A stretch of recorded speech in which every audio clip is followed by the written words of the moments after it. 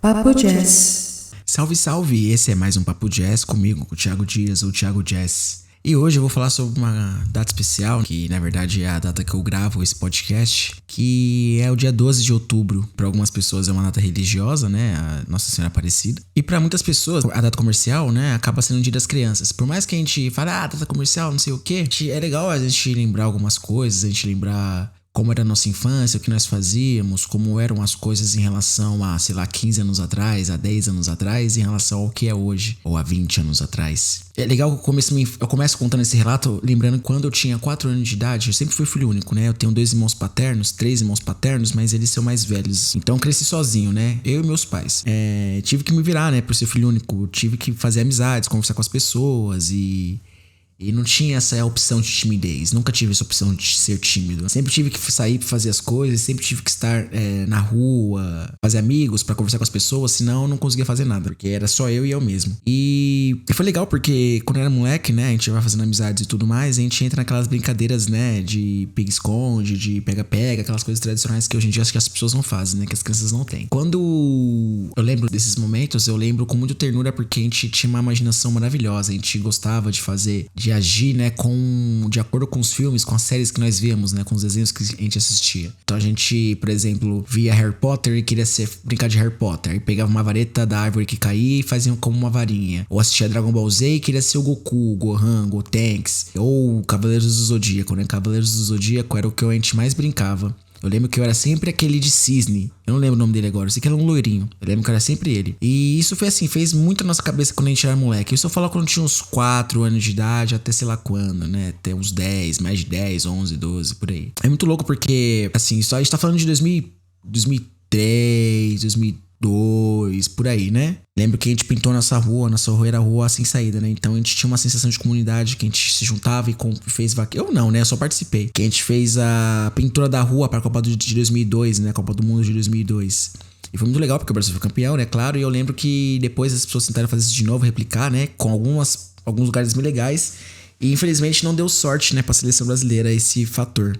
É muito louco pensar, será que eles fazem isso em outras cidades do mundo, em outros lugares, quando tem Copa do Mundo? Será que eles pintam a rua? Que loucura. E, enfim, aí é muito louco pensar que a gente sempre se reunia, não tinha celular, não tinha essas porras, e pra conversar e fazer as coisas, falar merda, né? Porque a gente é criança, né? Aí sempre tinha um que tinha mais condição que o outro que tinha outra realidade, outra vivência, aí era mais afastado ou era menos afastado. Aí tinha às vezes esse choque de realidade, de pensamentos, né, de criação. Mas isso também, pra gente, naquele período, também fez parte pra gente entender algumas coisas, né? Claro que muitas coisas que a gente via, a gente notava, a gente não entendia o que queria dizer. Mas como era tudo ali numa rua só, todo mundo muito aproximado, todo mundo muito junto, mais que algumas coisas acontecessem entre as pessoas, as suas famílias, acabavam repercutindo pra parte externa, porque a gente tava todos os dias saindo assim, né? Indo na rua, se vê, a gente sai de casa pra estar na rua e fazer alguma coisa. Eu não vou ser o cara que vai fazer saudosismo, nada disso, porque eu sempre acho que o momento atual é melhor que o momento que passou. Mas eu acho que as coisas eram bem diferentes na nossa época, né, em relação a como a gente se divertia, como que a gente lidava com algumas coisas. Claro que a gente também não entendia de porra nenhuma. E em comparação com hoje, né, que as crianças têm muita informação, tem tudo na palma da mão delas, às vezes elas acabam tendo menos fator de sociabilidade porque elas já estão diretamente inseridas num celular, numa internet, numa rede social, né? Um videogame pra distrair elas. Assim, videogame foi uma coisa que começou a chegar aos poucos pra gente, né? Tipo, era uau, o Juninho tem um videogame, vamos lá jogar com ele. Tipo, PlayStation 1, Nintendo, sabe? De assoprar a fita e ficar feliz com a fita funcionando. Claro, né? Eu não queria voltar naquele tempo, mas era gostoso. Jogar o Donkey Kong, tem que assoprar a fita pra jogar no Super Nintendo. É muito doido. E lembrando dessas coisas, eu até lembrei de quando, por ser filho único, a gente tem uma relação diferente com as coisas. E eu passei, acho que até meus 10 anos de idade, quando eu comecei a ficar sozinho em casa, sempre fui cuidado por alguém, né? Meus pais sempre trabalharam fora, então eu sempre fui cuidado por alguém. Seja uma mulher que cuidava diretamente de várias crianças, ou alguma pessoa específica que fizesse isso. E era muito doido, né? Porque a gente vê muita coisa e a gente só começa a perceber, só entende a gravidade ou como era diferente a vida de algumas pessoas quando a gente fica mais velho, né? Quando a gente tá moleque, a gente, tudo é aquilo, o que tá ali já era, né? Tudo é raso pra gente quando a gente é moleque, quando a gente é mais novo. Tanto que a gente até é meio sem filtro. Eu lembro uma vez, eu ficava numa casa de uma mulher que cuidava de várias crianças além de mim. Pais que também trabalhavam fora e deixavam lá pra ela cuidar. Ela tinha um espaço bom pra criança ela ficar, um quintal gostoso. Tinha uma área específica pra ficar com as crianças e tal, não era na casa dela. Era grande, espaçoso.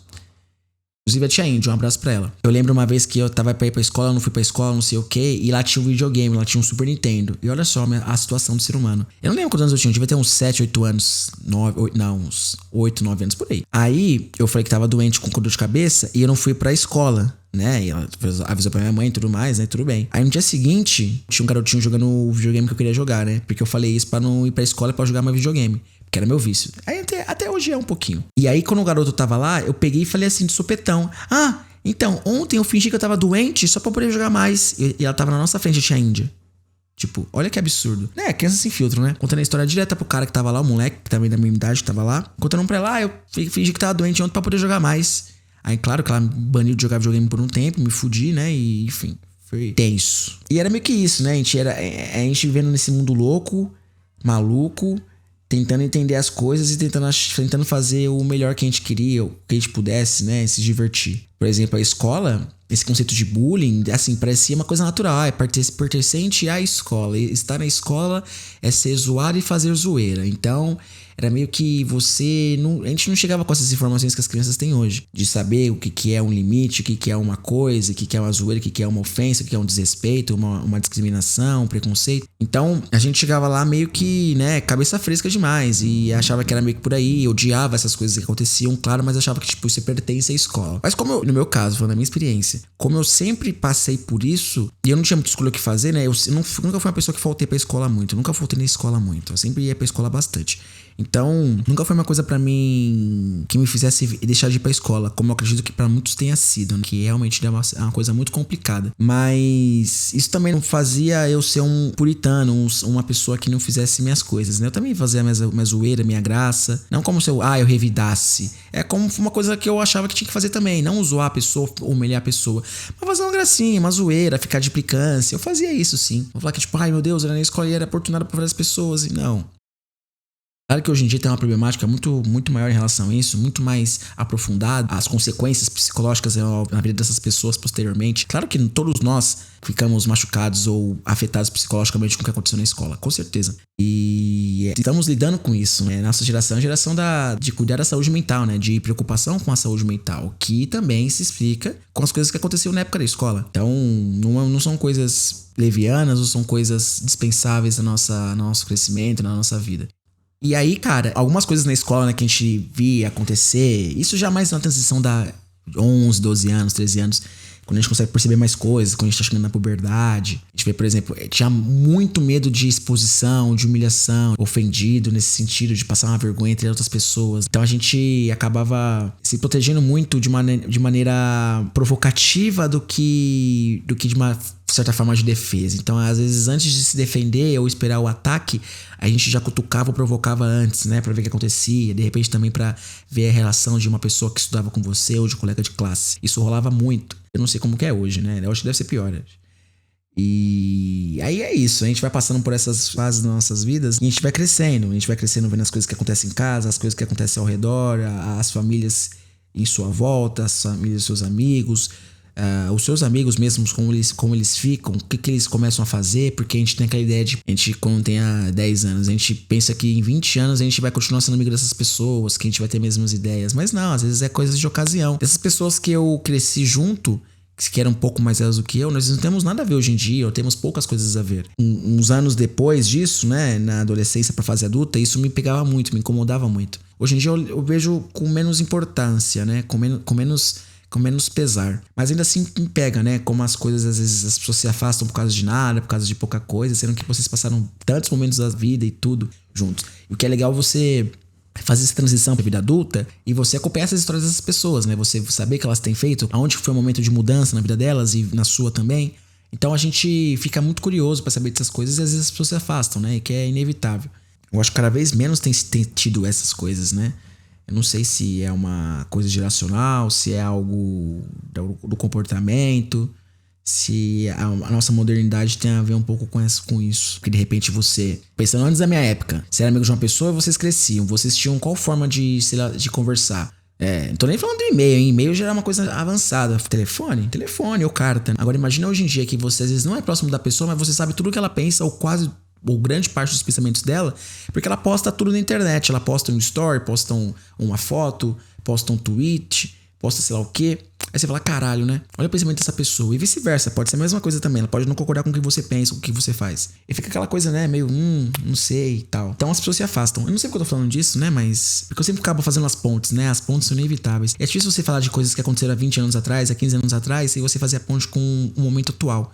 Então, são coisas que são muito diferentes. Mas, assim, resumindo a minha infância, cara, quando eu era moleque, assim, eu sempre fui falador. Então, quando eu tinha 4 anos de idade, me colocaram pra ser orador da escola, da turma. Inclusive, eu tenho uma foto disso. Talvez que seja a capa do podcast.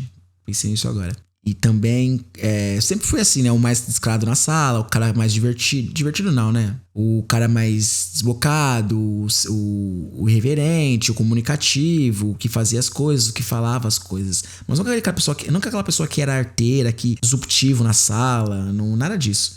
Eu sempre era a pessoa que fazia uma gracinha e tudo, conversava, mas ficava na minha, não ficava arrastando com o professor e coisas do gênero. E aí, cheguei no ensino médio, né? No ensino médio não, na quinta série, e as coisas começaram a mudar um pouco, né? A escola pública, eu estudava escola municipal, né? Não muda muita coisa. Mas escola pública é mais gente, mais galera de vários rolês, vários lugares, e a galera na fase da puberdade, então as coisas ficam mais difíceis. Muita coisa acontecendo com o seu corpo, com a sua cabeça, com as coisas que acontecem, você começa a despertar interesse, atração sexual pelas pessoas, e você fica confuso um pouco com isso, né? Meio que de fora dessa ordem, dessa lógica que acontece. Você fala, ué, o que tá acontecendo comigo aqui agora? Como eu procedo nessa relação? Isso lidando com bullying, com autoimagem e o caralho é 4. Foram os momentos bons, foram momentos difíceis também, nessa época de quinta pra sexta, sétima, oitava série, mas são experiências que a gente guarda, como por exemplo, se eu for começar a falar assim de todas as histórias que aconteceram, esse podcast vai ser o mais longo da história. Mas aquela ideia da ordem, de que você tinha que ver a ordem sendo exercida na escola entre outras figuras, né? Não mais aquela figura dos pais, né? Como aquela coisa da régua moral ou da ideia de como você tem que proceder e agir. Então, isso entrava muito em conflito com as coisas que tinham, porque tinha muita gente delinquente, não delinquente, mas gente que era fazer bagunça, que era arteira, que arrastava na sala, que arrastava no corredor, na escola. E como que eles lidavam com isso? A gente percebia como que era lidar com isso. Como alguns lidavam. E a gente começou a pensar, por que essa pessoa é desse jeito? Por que essa pessoa é assim? Por que essa pessoa é assada? Por que tem um cara que não abre a boca na sala de aula, passa um ano inteiro letivo sem falar direito, e tem gente que tipo faz o caralho a 4 na escola o ano todo, né? E vai e volta de coordenação, de diretoria e tá lá. Por que são pessoas tão diferentes assim? A gente começa a entender quando mais velhos que as pessoas às vezes elas têm histórias de vida diferentes, têm origens diferentes, têm contextos sociais diferentes, e que às vezes isso pode contribuir na relação de como ela é na escola. Então, a escola, cara, a escola, assim, eu falo pelo menos a escola pública, ela é um lugar que acontece muita coisa. Claro que a gente não vai ter a cabeça que a gente tem hoje voltando pra escola, né? Sendo transplantada pra aquela época. Mas assim, parar pra pensar, a escola como estudo de muitas questões sociais, ela é uma coisa muito louca. Porque ali numa escola pública mesmo, você tem vários estratos sociais, várias origens, várias criações, religiões, pensamentos de vida, visões de mundo. E que tem que sentar numa sala com 40 pessoas, 40 cabeças que pensam diferente e com uma pessoa lá no meio, na frente, que tenta guiar, né? Ou tenta mostrar um pouco de luz pra essas pessoas. E então é muito louco tudo isso, né? E isso todos os anos, né? Isso por mais de 10 anos, isso por 12 anos, sei lá qual tempo de escola. E é muito doido, assim. Eu tô lembrando aqui as histórias e contando pra vocês ao mesmo tempo. Então faz muita coisa, muita reverberação na minha cabeça. Trazendo pro mundo atual, eu imagino como que deve ser a cabeça dessas pessoas, dessas crianças de hoje em dia. Elas nascem, elas são introduzidas a um celular logo quando os primeiros estímulos visuais dessa criança, um dos primeiros estímulos visuais dessas crianças, desses bebês, é um celular, é uma coisa que responde ao toque delas e que é intuitiva de por si só. Então isso deve fazer muita coisa na cabeça da criançada, né? Aí depois ela passa disso, ela cresce, aí ela ganha um tablet dela, né? Porque ela não tem idade pra ter um celular, então ela ganha um tabletzinho. Aí depois, então assim, né, criança classe média, né, tá inserido nesse mundo capitalista. Tem um tabletzinho, aí vai pra televisãozinha smart, aí pá, YouTube o dia todo, aí não sai de casa direito, porque poucas pessoas saem na rua pra brincar, não é que não tem, é alguns bairros, gente empinando pipa. Eu mesmo nunca empinei pipa, assim, empinei pouquíssimas vezes, porque eu era muito ruim em subir o pipa, tinha a agonia de ver a mão dos meus amigos toda rasgada, machucada de cerol. Então eu falava, cara, essa coisa não é pra mim. Eu não... Aí, né? Mas assim, acho que era mais porque eu achava difícil, eu tinha preguiça demais pra fazer o pipa subir, pra colocar ele lá no alto. E aí, E você não vê mais as crianças hoje em dia na rua brincando, seja jogar bola. Não tô falando que tem que ser isso, que no meu tempo era melhor. Tô dizendo que a gente não vê mais. E isso é uma coisa que afeta um pouco a sociabilidade dessas crianças. Porque se ela vai pra escola apenas e socializa lá, que é um momento que é mais difícil socializar porque você tá estudando, né? Ou deveria estudar. Esses momentos lúdicos, né? De brincadeira, de pique-esconde, de pipa, jogar bola, caralho, 4, são momentos pra você, né? Descontrair, você enturmar, entrosar. Isso pra pessoas tímidas também, pessoas introvertidas, né? Que às vezes não tem irmãos, o irmão é muito mais velho, ou o irmão é muito mais novo. Então tem pessoas da sua idade pra brincar com. Então a gente percebe muito que cada vez mais as crianças têm ficado isoladas em suas casas, ou às vezes as pessoas recebem visitas, mas não é a mesma coisa. Então ela cresce nesse mundo digital, nesse mundo digitalizado, onde que a referência deles, a ideia de brincar, a ideia lúdica, é uma ideia remota, é uma ideia na tela, uma coisa que você senta e você olha, às vezes você interage com ela. Né? Você interage de repente apertando um botão, né? Clicando em alguma coisa. Então é muito diferente essa relação como é hoje. Aí depois você passa pra adolescência e você tem um celular. Aí você ganha um celular hoje. É Instagram, é YouTube, é Instagram, é WhatsApp, é Twitter, é Facebook, TikTok. Eu nem comecei a falar do TikTok. O TikTok por si só, em relação à infância e adolescência, ela rende um episódio inteiro e uma série inteira.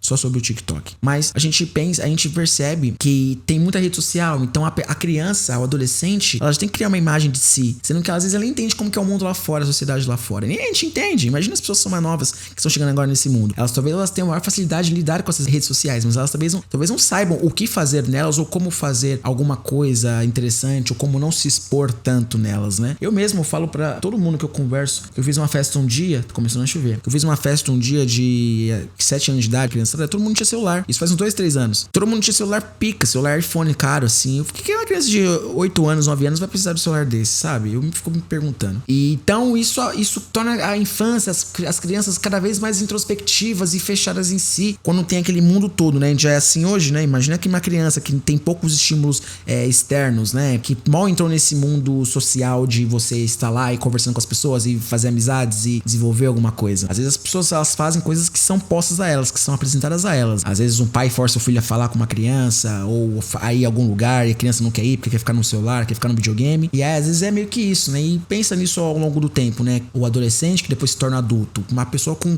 enormes problemas de sociabilidade. Não que na nossa época não tivesse isso, claro que tinha. Mas eu acho que hoje em dia cada vez mais essa ansiedade, essa falta de diálogo com as pessoas, de entender esse mundo, né? Esse universo que tá ali perto de você, e não de uma maneira distanciada. Eu acho que isso afeta muito a relação das crianças, né, com o mundo de hoje. Porque se a gente já é assim, a gente é adulto, eu tô mais perto dos 30 do que dos 20, né? Então, se isso é problemático pra nós, imagina pras crianças. E eu tô ficando um pouco repetitivo, mas que tem muita coisa acontecendo ao mesmo tempo aqui agora. É meio que isso, né? Esses dilemas que também a gente passava por em relação a ser adolescente e ver que tá chegando a época de trabalhar, que você começa a ter namoradinha, que você começa a tomar cerveja, que você começa a fumar um negocinho, usa um negocinho aqui. Eu nunca fui dessa galera que fritava e ia pra escola. Eu nunca achei da hora isso, né? Sempre era meio cuzão, assim. Eu comecei a curtir mesmo o rolê quando eu me formei. Olha só que engraçado. Quando eu tinha 17 pra 18 anos, quando eu tinha terminado de estudar, eu comecei a fumar maconha, comecei a beber mesmo, comecei a dar rolê. Antes disso não tinha meu tesão, assim. Meu tesão era mais jogar videogame, sei lá o quê. E quando a gente vai chegando nessas fases, né, de, porra, acaba na infância e tudo mais, a gente... Na verdade, a gente tinha uma ânsia, né? Tinha uma vontade tão grande de querer ser adolescente, ser adulto logo, né? Ai, não vejo a hora de ser 18. Ai, não sei o quê. Porque a gente tinha muita coisa que a gente queria fazer, ou a gente se sentia no jeito de fazer, que nos eram evitadas, que nos eram impedidas de fazer. Então, era meio que era um grito de liberdade. Não sei como que é isso hoje em dia, né? Como que as pessoas percebem isso. Mas era meio que um grito de liberdade, de dependência, de autonomia, de falar, porra, eu estou livre, eu posso fazer o que eu quiser, eu estou na rua, eu estou dando meus rolês, que ter 18 anos nos dava. Mas depois veio o choque, né? Quando você chega no 18, passa tão rápido as coisas que você fala, porra. Mas é assim, é um eterno aprendizado, é uma constante luta, né? Uma constante vivência. As coisas que a gente passa, as coisas que a gente vai vendo no mundo, com nossos amigos em volta, com as pessoas que nós estudamos, crescemos juntos, pessoas que se perdem, infelizmente, pessoas que vão para outro caminho e que você fica até meio chocado. Você fala, nossa, mas ele era essa pessoa quando a gente fazia coisas juntos, a gente dava rolê, a gente estudava junto. Essa pessoa, às vezes, ela foi para outro caminho, nem tá mais aqui na Terra, ou tá trancado. Então a gente fica muito triste quando a gente vê essas coisas, né? Porque a gente vê que realmente o tempo tá passando. né? Que a gente fala, uau, eu tô aqui com 26 anos de idade, eu posso falar de coisas que aconteceram há 15 anos atrás com uma clareza, com uma lucidez de pensamento. Você fala, caralho, 20 anos. Eu nem sabia que era fazer ideia de que era 20 anos na minha cabeça. Tipo, o que são 20 anos? Há pouco tempo atrás eu não tinha ideia do que era isso. E agora eu posso falar com uma naturalidade, não tanta, mas com alguma, sobre 20 anos atrás. E assim, é louco, né? Assim, se eu for começar a linkar também as coisas que eu queria falar exatamente tópico por tópico, eu sei que ia ficar muito longo e ia acabar entrando em muitos assuntos específicos, porque eu faço muitas pontes, né? Eu vou relacionar uma coisa com a outra e acaba saindo outras situações. Mas assim, resumindo, era uma infância, apesar de mais humilde, com meus pais e tudo mais tranquila, mais de boa, assim, sempre pude me divertir, fazer as coisas com amigos, sair, ir pra fazer coisas diferentes, ter coisas legais pra fazer, usar a criatividade e imaginação. A geração de hoje também ela é muito criativa, ela é muito inteligente, ela é muito, assim, acho que é a melhor geração que tem, mas às vezes acho que elas falta um pouco dessa sociabilidade, não por culpa delas exatamente, mas pelo entorno, pelo que a sociedade criou e que colocou as crianças nesse front, né? Então, era uma infância difícil em algumas coisas em relação a como lidar com as coisas. Ser uma criança negra num contexto racista que a gente vive no Brasil, lidar com bullying era uma coisa. Ser filho único também era um outro fator. De ter que fazer amigos por fora, né? Não ter aquela pessoa que você cresceu junto e tal. Claro, né? Você ser filho único ou não faz você ser menos sociável ou não. Mas era uma necessidade que eu tinha que ter, né? Senão eu não conversaria com ninguém o meu dia inteiro. E seus pais não querem ouvir o que você tem pra falar quando você é moleque, né? Pô, raramente. Sempre foi uma infância de ter que lidar com as coisas, de ter que me virar com o que eu tinha, de ter que fazer as coisas acontecerem. Que na verdade, naquela época eu lembro o que a partir de hoje eu lembro como uma coisa muito como algo muito bom, naquela época eu lembro como algo ruim, chato, cansativo às vezes, né? Meio triste. Claro que eu me vejo naquela época também como uma pessoa que era muito criativa e que fazia várias coisas diferentes, não na infância também, mas chegando na fase da adolescência, a vida adulta. Essas também foram ferramentas que me foram fornecidas para que eu pudesse fazer as coisas que eu faço hoje, ou a pessoa quem eu sou hoje. E eu não me arrependo de nada, assim, claro que algumas coisas eu não queria ter visto, não queria ter vivenciado, experienciado, mas no geral foi uma infância boa. Eu acredito que tudo que não nos mata nos fortalece. E tudo que acontece com os outros tem que nos servir de exemplo também, né? Pro bem e pro mal. Então é meio que isso, né? Eu acho que eu vou ficar por aqui nesse episódio. Eu queria fazer só um dropzinho, né? Desse dia especial que é Dia das Crianças. E que é com as histórias que eu conto aqui pra vocês, que vocês também lembrem das histórias de vocês, que vocês reflitam, que vocês comentem depois, vocês me mandem uma mensagem, que vocês divulguem esse episódio para fazer também as pessoas lembrarem sobre as suas memórias de infância, sejam boas ou ruins, porque são as nossas lembranças que nos fazem ser quem somos hoje. Olha que frase bonita, né? Acabei com... Só falta falar Clarice Lispector pra encerrar com chave de ouro. Então é isso, pessoal. Esse foi mais um Papo Jazz. Espero que vocês tenham gostado. Não esqueçam de escutar no Google Podcasts, no Apple Podcasts, no YouTube, no Spotify, mandar pras pessoas, compartilhar, seguir, curtir, seguir no Instagram, que é @Papo Jazz, e onde estiver disponível, porque isso ajuda o canal a crescer, o podcast a crescer, e eu fazer mais programas, né? Porque, vamos ser sinceros? Então é isso, pessoal. Tamo junto e é nóis.